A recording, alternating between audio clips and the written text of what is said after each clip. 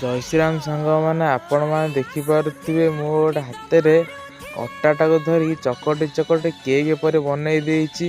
କାହିଁକି ନା ଆଜି ଆମ କ୍ୟାମ୍ପରେ ଗୋଟେ ପିଲାର ଜନ୍ମଦିନ। ଆମେ ତାର ସେଲିବ୍ରେସନ୍ କରିବା ପାଇଁ ଆମ ପାଖରେ ପଇସା ନାହିଁ। ଆମେ କ'ଣ କରିବୁ? ଆମେ ସେଥିପାଇଁ ଅଟାରେ ଗୋଟେ କେକ୍ ବନେଇ ଦେଇଛୁ, ଯାହାକି ତା ମନ ଖୁସି ହେଇଯିବ। କେକ୍ କାଟିଲା। କେକ୍ କାଟି ସାରିବା ପରେ ଆମର କ'ଣ ପ୍ରୋଗ୍ରାମ୍ ହେଉଛି ଆପଣମାନେ ଦେଖନ୍ତୁ। ଆମର କେକ୍ କଟା ଚାଲିଛି। ବର୍ତ୍ତମାନ ପାଇଁ ଆମର ଯାହାର ଜନ୍ମଦିନ ସେ କେକ୍ କାଟୁଛି। କେକ୍ କାଟିକି ମୋତେ ଖଣ୍ଡେ ଦେଲା। ମୁଁ କହିଲି ନା ମୁଁ ଖାଇବିନି ଏଇ କେକ୍। ଏଇ ବାଳ କେକ୍ରେ କ'ଣ ଅଛି? ଆମର ରୁଟି ହେଇଥିଲା, ଆଉ ସୋମବାର ଥିଲା ତ ସେଥିପାଇଁ ସୋୟାବିନ ବଡ଼ିକି ତରକାରୀ କରିଦେଲୁ। ଆମେ ଦେଖୁଥିବେ ଆମେ ସୋୟାବିନ ବଡ଼ି ପକାଉଛୁ।